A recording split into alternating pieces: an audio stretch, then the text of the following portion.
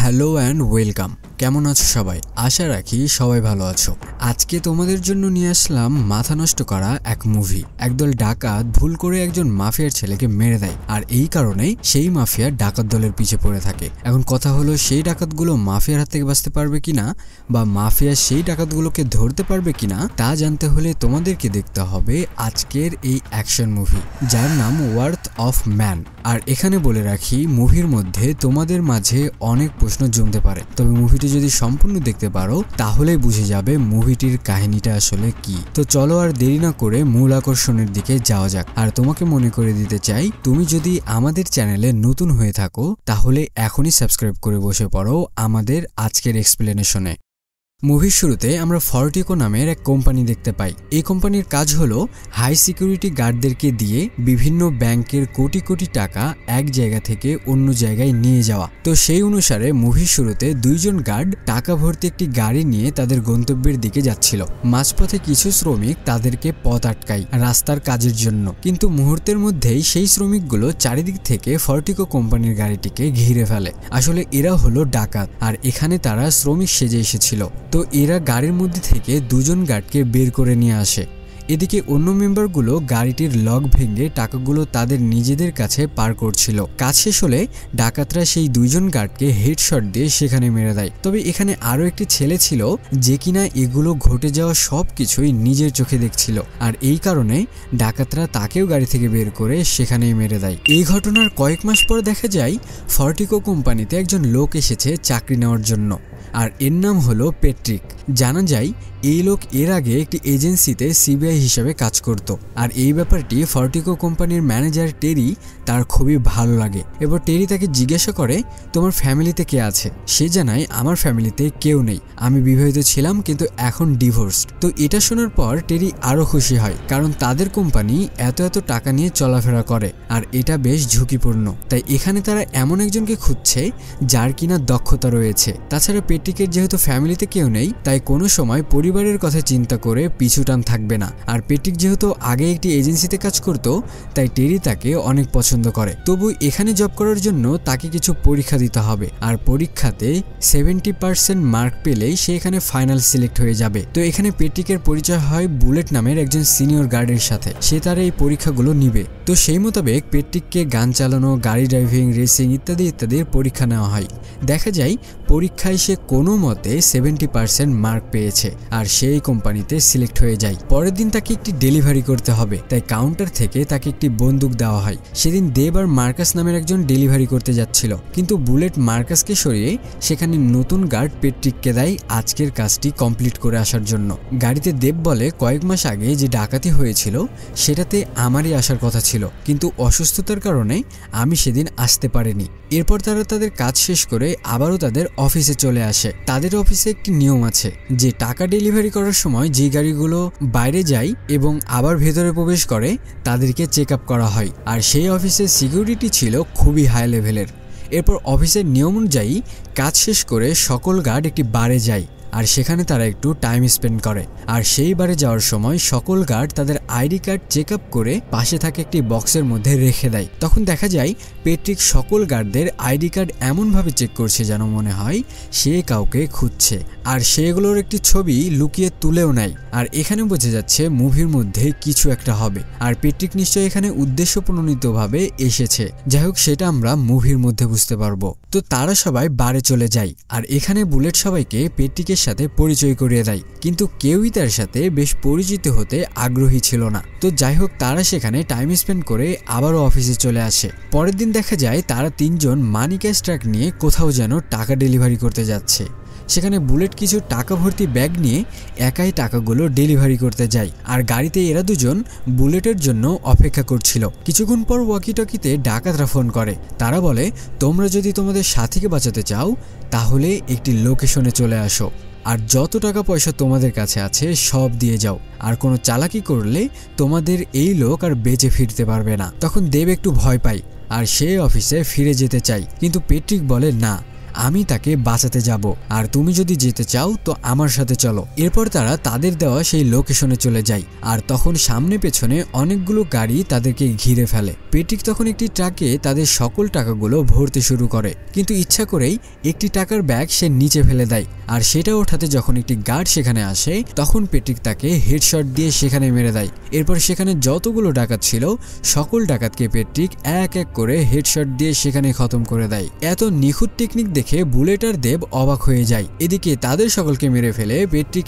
এক এক করে সকলের মুখোশ খুলে ফেলে আর দেখার চেষ্টা করে যে এই ডাকাতগুলো কে কে। আর এখানেও মনে হয় যে সে কাউকে খুঁজছে, তবে কাকে খুঁজছিল সেটা আমরা শেষে গিয়েই জানতে পারবো। শেষে একজন বেঁচে ছিল, তাকে পেট্রিক বলে তোরা কার হয়ে কাজ করিস, কিন্তু সে কিছু বলতে না চাইলে তাকেও হেডশট দিয়ে সেখানে মেরে দেয়। এরপর অফিসে এই কথা উঠলে ম্যানেজার তাকে বলে তুমি এত নিখুঁতভাবে কিভাবে এটা করতে পারলে। এমনকি এই ঘটনায় সেখানে দুজন পুলিশ তাকে ইনভেস্টিগেশন করতেও আসে, তারাও তাকে একই প্রশ্ন করে। তখন পেট্রিক বলে যখন মানুষের মধ্যে ঝুঁকি থাকে আর সেই ঝুঁকি নিয়ে যখন কেউ কোনো কাজ করে তখন সেখানে সফল হওয়ার পসিবিলিটি অনেক বেশি, আর সেখানে আমরা তিনজন ছিলাম, তাই ঝুঁকিটা একটু বেশি ছিল, আর এই কারণেই এই ঘটনাটিকে আমি সামাল দিতে পেরেছি। সেই দুজন পুলিশ অফিসার পেট্রিককে আজ থেকে 5 মাস আগে ঘটে যাওয়া সেই ডাকাতির ফুটেজ দেখায়, যেটা আমরা মুভির শুরুতে দেখেছিলাম। অফিসার তাকে বলে তুমি কি এই ঘটনার সাথে আজকের ঘটে যাওয়া ঘটনার কোনো কানেকশন পাচ্ছ কিনা। পেট্রিককে দেখে মনে হচ্ছিল সে এই ব্যাপারে কিছু জানে, কিন্তু সে সরাসরি তাদেরকে না বলে দেয়। এরপর ম্যানেজার তাকে বলে অফিসের প্রোটোকল অনুযায়ী এইরকম ঘটনা ঘটার পর গার্ডদেরকে অফিসেই কাজ করতে হয়, মানে কয়েকদিন তারা বাইরে ডেলিভারি দিতে পারে না। তখন সেখানে সেই কোম্পানির মালিক চলে আসে পেট্রিকের সাথে দেখা করতে। সে জানায় তোমার কাজে আমি খুবই মুগ্ধ হয়েছি, আমি চাই তুমি এখন থেকে মন দিয়ে কাজ করবে, আর ম্যানেজারকে পেট্রিকের প্রমোশন করে দিতে বলে। এরপর আমরা সেই দুজন পুলিশকে দেখতে পাই যারা পেট্রিকের ইনভেস্টিগেশন করছিল। তারা তাদের সিনিয়র অফিসার কিং এর কাছে ফোন করে এবং বলে স্যার পেট্রিককে আমাদের সন্দেহ হয়েছে, কারণ সে কোম্পানির পরীক্ষায় 70% মার্ক খুব টেনে টুনে পাশ করেছিল, কিন্তু এত নিখুঁত টেকনিকে যে তাদেরকে মেরেছে আমাদের মনে হয় এখানে কোনো গন্ডগোল রয়েছে। কিং বলে ওকে ওর মতো কাজ করতে দাও আর তোমরা সেখান থেকে চলে আসো। এখানে তোমরা এই অফিসার কিং এর কথাও একটু মনে রেখো। এরপর আমরা পেট্রিককে দেখতে পাই, যাকে কিনা একজন মেয়ে, যে পেট্রিকের লোক, সে ওই কোম্পানির সকল এমপ্লয়ীদের ডিটেলস নিয়ে আসে। ওগুলো পেট্রিক খুব মনোযোগ দিয়ে দেখছিল। পরের দিন তারা একটি জায়গায় টাকা ডেলিভারি করতে যাচ্ছিল, তখন সেখানে একদল ডাকাত তাদেরকে ঘিরে ফেলে। ডাকাতরা প্রথমেই তাদের লুকিং গ্লাস ঢেকে দেয় আর ট্রাকের মধ্যে টিয়ার শেল গ্যাস ছেড়ে দেয়। বুলেট সেই গ্যাস সহ্য করতে না পেরে বাইরে বের হয়ে আসে। এরপর পেট্রিকও বের হয়ে আসে, আর তার হাতে থাকা রুমালটি সরাতেই ডাকাতরা তার চেহারা দেখেই সকল ডাকাত সেখান থেকে পালিয়ে যায়। আর কেন পালিয়ে গেল তা আমরা সামনে জানতে পারবো। এরপর অফিসে এই বিষয়ে ম্যানেজারের একটু সন্দেহ হয় যে কেন এই ডাকাতগুলো চুরি না করে পালিয়ে গেল, সেই কিছুই বুঝতে পারে না। এরপর দেখা যায় অফিসের সবাই তাকে তার সাহসিকতার জন্য হাততালি দিচ্ছে। সেখানে ডেনা নামের একজন মেয়ে সিকিউরিটি অফিসার ছিল, সেও তাকে পছন্দ করা শুরু করেছে, তাই সে পেট্রিককে ড্রিঙ্কসের অফার করে আর পেট্রিক তাতেও রাজি হয়ে যায়। এদিকে দেব আর বুলেট কথা বলছিল আজকের ঘটে যাওয়া ঘটনার। বুলেট বলে পেট্রিককে আমার কোনো সাধারণ মানুষ বলে মনে হচ্ছে না, কারণ তাকে দেখে যেভাবে সবাই পালিয়ে গেল সেটা আমাকে অবাক করেছে। এরপর দেখা যায় পেট্রিক ডেনার সাথে সময় কাটাচ্ছে। ডেনা ঘুমাচ্ছে, কিন্তু পেট্রিক চুপচাপ কিছু একটা ভাবছিল। একটু পর দেখা যায় পেট্রিক ডেনাকে জামা কাপড় পরে ড্রয়িং রুমে আসতে বলে। পেট্রিক ডেনাকে বলে তুমি এতগুলো টাকা কোথায় পেয়েছো, তুমি কি ডাকাতদের সাথে জড়িত আছো? আসলে পেট্রিক এই টাকাগুলো ডেনার বাড়িতেই পেয়েছে। ডেনা কিছু বলতে না চাইলে পেট্রিক তার আশেপাশে কয়েকটি গুলি চালাতে থাকে। তখন ভয়ে ডেনা সবকিছু বলে দেয়। ডেনা বলে আমি আসলে কোনো ডাকাতদের সাথে জড়িত না, এই টাকাগুলো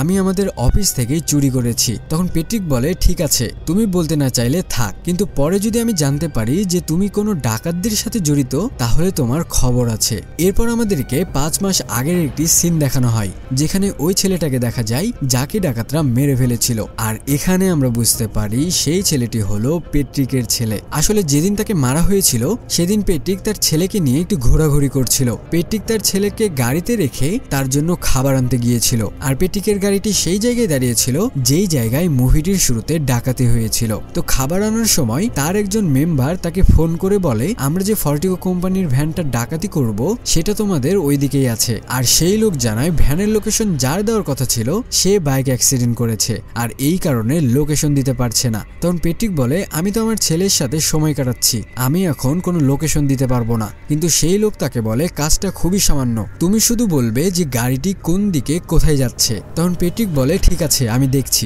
এরপর আমরা সেই প্রথম দিকের সিন দেখতে পাই যেখানে ডাকাত দল সেই ট্রাকটি ডাকাতি করে আর তারা পেট্রিকের ছেলেকে মেরে ফেলে। এটা দেখে যখন পেট্রিক দৌড়ে আসে তখন একজন তাকে শুটও করে দেয়। তখন পেট্রিক সেই লোকের মুখ দেখে নিয়েছিল।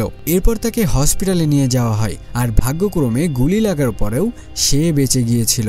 আর তার স্ত্রী তার ছেলের মৃত্যুর জন্য তাকে দায়ী করে আর তাকে ডিভোর্স দিয়ে দেয়। আর এই কারণে তখন থেকে সে তার ছেলের খুনিকে খুঁজে বেড়াচ্ছিল। এখানে 5 মাস আগের সিন থেকে আমরা জানতে পারি পেট্রিক হলো এই শহরের ভয়ঙ্কর এক মাফিয়া আর তার একটি গ্যাং রয়েছে আর তার একটি গ্যাং সদস্যের নাম হলো এইচ। আর সেদিন যেই ডাকাতগুলো এসেছিল সেটা ছিল পেট্রিকের গ্যাং, কিন্তু তারা জানতো না যে তাদের বস এই কোম্পানিতে কাজ করছে আর এই কারণে তারা পেট্রিককে দেখে পালিয়ে গিয়েছিল। তবে প্রথমে যে ডাকাতিটা হয়েছিল সেটা পেট্রিকদেরই করার কথা ছিল, কিন্তু সেদিন তাদের আগেই অন্য এক দল ডাকাত ডাকাতি করে নিয়েছে আর সেই ডাকাত দলই মূলত তার ছেলেকে মেরেছে। তো পেট্রিক তার ছেলের খুনের পর FBI অফিসার কিং, যাকে মুভির মধ্যে দেখে আসলাম, সেই পেট্রিককে এই শহরে কিছু অপরাধীর ডিটেলস দেয় যাতে করে পেট্রিক তার ছেলের খুনের প্রতিশোধ নিতে পারে। আর কিং বলে দেয় তোমার কাজে কোনো FBI অফিসার বাধা দেবে না। আর এই কারণেই সেই দুজন পুলিশ অফিসারকে কিং সেখান থেকে চলে আসতে বলেছিল। পেট্রিকের ছেলে মারা যাওয়ার পর কিং বলে দেয় তুমি তোমার মতো কাজ চালিয়ে যাও। আর তারপর থেকে পেট্রিক প্রতিদিন এক এক করে বিভিন্ন গ্যাংয়ের সদস্যদেরকে তাদের ডেরায় আনতে থাকে আর তাদেরকে মারধর করেও সে আসল খুনিকে খুঁজে পায় না। তবে একজন ব্যক্তিকে দেখানো হয় যাকে ওরা ধরে নিয়ে এসেছিল। পেট্রিক বলে বল সেদিনকার সেই ডাকাতি কে করেছিল। সে জানায় এটা জ্যাকসন ব্রাদার্স নামের একটি গ্যাং করেছে, তবে আমি তাদের ব্যাপারে কিছুই জানি না আর তারা কোথায় থাকে সেটাও আমি বলতে পারবো না। তখন এইচ এসে পেট্রিককে বলে বস আমরা যদি এইভাবে প্রতিদিন এক এক করে এদেরকে ধরে নিয়ে আসতে থাকি তাহলে আমাদের যে আন্ডারওয়ার্ল্ড যে বিজনেসগুলো রয়েছে সেগুলো ধ্বংস হয়ে যাবে। তখন পেট্রিক বুঝতে পারে হ্যাঁ যা করার আমাকে এখন একাই করতে হবে। আর এইচকে বলে আমি যতদিন না আসছি ততদিন তুমি আমার বিজনেস সামলাও। আর এই বলেই পেট্রিক সেই ফর্টিগো কোম্পানিতে চাকরি নেওয়ার জন্য গিয়েছিল। তবে সেখানে চাকরিতে যাওয়ার আগে ওই মেয়েটিকে দেখতে পায় যে পেট্রিকের লোক। সে জানায় সেই ডাকাতির পেছনে ফর্টিগো কোম্পানির কারো হাত আছে আর এই কারণেই মূলত পেট্রিক তার সকল আইডেন্টিটি লুকিয়ে ফর্টিগো কোম্পানিতে কাজ করতে গিয়েছিল। এরপর সিন আবারও বর্তমানে আসে, দেখা যায় জ্যাকসন ব্রাদার্স নামের সকল সদস্যকে আর এরাই মূলত প্রথম ডাকাতিটা করেছিল। আর সেখানে পেট্রিকের ছেলেকে মেরে ফেলাই তারা এতদিন কোনো ডাকাতি করতে পারেনি, তারা এতদিন লুকিয়েছিল। তবে এদের কারো ধারণাও ছিল না যে তারা কার ছেলেকে মেরেছে। এই গ্যাংয়ের লিডার হলো সার্জন, যে এদের সবাইকে লিড করে। এখানে যাদেরকে দেখা যায় তারা সবাই একসময় মিলিটারিতে ছিল আর এখন তারা এই পেশাটি বেছে নিয়েছে। এখানে আমরা আরো একজনকে দেখতে পাই যার নাম রিম আর এই রিমি মূলত পেট্রিকের ছেলেকে মেরেছে এবং পেট্রিক গুলিবিদ্ধ অবস্থায় তার চেহারায় দেখে নিয়েছিল। আর এই কারণে আমরা বুঝতে পারছিলাম পেট্রিক কাউকে খুঁজছে, পেট্রিক আসলে একে খুঁজে বেড়াচ্ছে। তো এখানে তারা আলোচনা করছিল যে সামনে মাসে ফর্টিগো কোম্পানিতে $180 মিলিয়ন ঢুকবে আর সেই সময়ে তারা ডাকাতি করবে। সার্জন বলে ওই ফর্টিগো কোম্পানিতে একজন গার্ড আছে যে আমাদেরকে সাহায্য করবে আর ইতিপূর্বেও সে আমাদেরকে অনেকবার সাহায্য করেছে। সেই মূলত তাদের গাড়ি কোন রাস্তা দিয়ে কোন দিকে যাচ্ছে, কোন ব্যাংকে যাচ্ছে তার খবরগুলো আমাদেরকে দিত। তো সার্জন বলে এতগুলো টাকা যদি একবার পেয়ে যায় তাহলে আর আমাদেরকে পেছনে তাকাতে হবে না। সেই মোতাবেক সবাই মিলে তারা প্ল্যান বানাতে শুরু করে। এদিকে ফর্টিগো কোম্পানিতেও সকল গার্ডকে অ্যালার্ট করে দেওয়া হয় কারণ তাদের কোম্পানিতে $180 মিলিয়ন ঢুকবে আর এটার কারণে তাদের কোম্পানি বেশ ঝুঁকির মধ্যে থাকবে। এরপর সেই দিন চলে আসে যেই দিন ডাকাতরা কোম্পানিতে ডাকাতি করবে। পেট্রিক আর বুলেট টাকা নিয়ে তাদের কোম্পানির দিকে যাচ্ছিল। সে বলে প্রথম যে ডাকাতিটা হয়েছিল 5 মাস আগে সেটাতে আমারও হাত ছিল, আমি সেই ডাকাতদেরকে বলেছিলাম গাড়িটি কোন দিক থেকে কোন দিকে যাবে। তবে বাকি ডাকাতি যেগুলো হয়েছে সেগুলো সম্পর্কে আমি জানি না, কিন্তু আজকে একটা ডাকাতি হতে যাচ্ছে যেটা আমাদের কোম্পানিতেই হবে। আর এই কথা শুনে পেট্রিক বুঝে যায় যে যাকে খুঁজতে এখানে এসেছে তাকে সে এখন পেয়ে গিয়েছে। আসলে পেট্রিককে বলার কারণ হলো ইতিমধ্যেই পেট্রিকের সাথে তার ভালো একটি সম্পর্ক হয়ে গিয়েছিল আর বুলেট চাই আজকের এই প্ল্যানে সে তাদের সাথে সাথে থাকুক। বুলেট বলে এতে করে তুমিও মোটা অঙ্কের ভাগ পাবে। পেট্রিক কোনো কিছু না ভেবে সরাসরি রাজি হয়ে যায়, কারণ সে যাদেরকে এতদিন খুঁজছিল তাদেরকে সে পেয়ে গিয়েছে। এরপর বুলেট তাদের গাড়িটি একটি ফ্যাক্টরির মধ্যে নিয়ে যায়, আর সেখানে আগে থেকেই ডাকাতরা রেডি হয়েছিল। বুলেট তার গাড়ি নিয়ে আসলে সকল ডাকাত তাদের গাড়ির পেছনে উঠে পড়ে, তবে যাওয়ার আগে তারা পেট্রিকের হাত বেঁধে দেয়। গাড়িটি ফর্টিগো কোম্পানিতে প্রবেশ করলে আচমকা ডাকাতরা বের হয়ে সকল গার্ডকে বন্দি করে নেয়। কেউ বুঝতেই পারেনি যে এমনটাও হতে পারে। তারা সকল গার্ডকে নিমিষেই জিম্মি করে নেয় এবং বুলেটের মাথায় পিস্তল ঠেকিয়ে কন্ট্রোল রুম থেকে সবাইকে বের হতে বলে, কিন্তু একজন সেখানে সাইরেন বাজিয়ে দেয়। তখন ভেতরে থাকা গার্ডগুলো তাদের দিকে গুলি ছুড়তে থাকে, কিন্তু ডাকাতরা বুলেট প্রুফ জ্যাকেট পরেছিল আর এই কারণে তাদের কিছুই হয় না। তবে গার্ডদের মধ্যে সেখানে অনেকেই মারা যায়। এরপর ডাকাতরা সেই ভেতরের অংশ বোম দিয়ে উড়িয়ে দেয়, আর সাইরেন বাজানোর কারণে কোম্পানির বাইরে পুলিশের গাড়ি চলে আসে। এমনকি সোয়ার টিমও আর মাত্র 8 মিনিটের মধ্যেই ঘটনাস্থলে চলে আসবে, তাই তাদের হাতে সময় রয়েছে 8 মিনিট। এদিকে ডাকাতরা তারা টাকা ভরতে শুরু করে। তখন দেখা যায় একজন গার্ড যে কিনা এতক্ষণ লুকিয়ে ছিল সে এসে ডাকাতদের ওপর আক্রমণ শুরু করে দেয়, আর সকল গার্ডের মনোযোগ ওইদিকে চলে গেলে পেট্রিকের কাছে থাকা গার্ডকে সে গুলি মেরে সেখানে মেরে দেয়, আর পেট্রিক তখন তারই পোশাক পরে নেয়। এরপর আরেকজন ডাকাতকে গান পয়েন্টে রেখে তার হেলমেট খুলতে বলে। পেট্রিক দেখে যে সে যাকে খুঁজছে সে আসলে এ নয়, তবুও তাকে মেরে দেয়। পেট্রিক তখন একটি টাকার ব্যাগের মধ্যে একটি ফোন রেখে দেয়। পেট্রিক তখন এক এক করে সকল ডাকাতকে মেরে দেয়। এইভাবে ডাকাত দলের মাত্র 2 জন বেঁচে ছিল, একজন হলো সার্জন আর আরেকজন হলো রিম। তো সেই ডাকাত দুটো যখন টাকা নিয়ে বাইরে আসতে যায় তখন ডেনা আর দেব তাদেরকে প্রতিহত করার চেষ্টা করে, কিন্তু বুলেট তাদেরকেও মেরে ফেলে। এরপর পেট্রিক ডাকাতদের উপর গুলি চালাতে থাকে। পেছনে থেকে বুলেট আবারও তাকে গুলি করে দেয় আর সে নিচে পড়ে যায়। এরপরে দেখা যায় বুলেট, রিম আর তাদের লিডার সার্জন টাকা নিয়ে চলে যাচ্ছে, আর পেট্রিক আবারও তাদের দিকে ওইভাবেই তাকাচ্ছিল যেইভাবে মুভির মধ্যে দেখেছিলাম। এরপর গাড়ি নিয়ে তারা রাস্তাতে চলে আসে। সকল পুলিশের গাড়ি তাদের পিছু করতে থাকে, কিন্তু তারা আগে থেকেই একটি ট্যানেল বানিয়ে রেখেছিল। সেই মোতাবেক তারা সেই ট্যানেলের মধ্যে ঢুকে পড়ে আর ট্যানেলের দরজা বন্ধ করে দেয়। তখন দেখা যায় টাকার লোভে রিম তার লিডার সার্জনকে সেই ইচ্ছা করে মেরে দেয়, যাতে করে সেই টাকার ভাগ তাকে দিতে না হয়। তো বুলেট আর রিম সকল টাকাগুলো নিয়ে ট্যানেলের শেষ প্রান্তে চলে আসে, যেখানে তারা আগে থেকে একটি গাড়ি রেখেছিল। তারা সকল টাকাগুলো সেই গাড়িতে ট্রান্সফার করে, আর দেখা যায় এখানে বুলেটেরও লোভ কম ছিল না। সেই টাকাগুলো একা ভোগ করার জন্য পিস্তল দিয়ে রিমকে মারার চেষ্টা করে। এদিকে রিমও একই কাজ করে। বুলেট তাকে মারার আগে রিম তাকে মেরে দেয়। এরপর টাকাগুলো নিয়ে সে তার বিলাসবহুল বাড়িতে চলে আসে, আর সেখানে সে মজা মাস্তি করছিল। এমন সময় সেই ব্যাগের মধ্যে থেকে একটি ফোন বেজে ওঠে, যেটা আমরা একটু আগে দেখেছিলাম। পেট্রিক একটি ব্যাগের মধ্যে মোবাইল রাখছিল। রিম একটু অবাক হয় আর ফোনটা কেটে দেয়। তখন পেছন থেকে পেট্রিক বলে, কি ব্যাপার, ফোনটা ধরছিস না কেন? তখন রিম বলে, তুমি কে আর এখানে কিভাবে? পেট্রিক তার ছেলের পোস্টমর্টম রিপোর্ট ছুঁড়ে মেরে বলে, তুই আমার ছেলেকে মেরেছিস। রিম বুঝতে পারে যে রাস্তার যে ছেলেটি ছিল যাকে সে মেরেছিল সে ছিল এই পেট্রিকের ছেলে। তখন রিম তাকে টাকার অফার করে। পেট্রিক তখন বন্দুক নিয়ে রিমকে সেই জায়গায় গুলি করে যেই জায়গায় সে তার ছেলেকে মেরেছিল। রিমকে মারার পর সে যখন নিচে আসে তখন সিবিআই অফিসার কিং বলে, পেট্রিক তোমার কাজ কি শেষ? তখন পেট্রিক বলে, শেষ। আর সে একটি গাড়ি নিয়ে সেখান থেকে চলে যায়। আর এখানেই মুভিটি শেষ হয়ে যায়। বন্ধুরা, কেমন লাগলো আজকের মুভিটি তা অবশ্যই কমেন্টস করে জানাও। আমি আশা রাখি গল্পটি তোমাদেরকে ভালো লেগেছে, আর ভালো লাগলে একটি সাবস্ক্রাইব করে দিয়ে পরবর্তী ভিডিওটি আসা পর্যন্ত অপেক্ষা করো।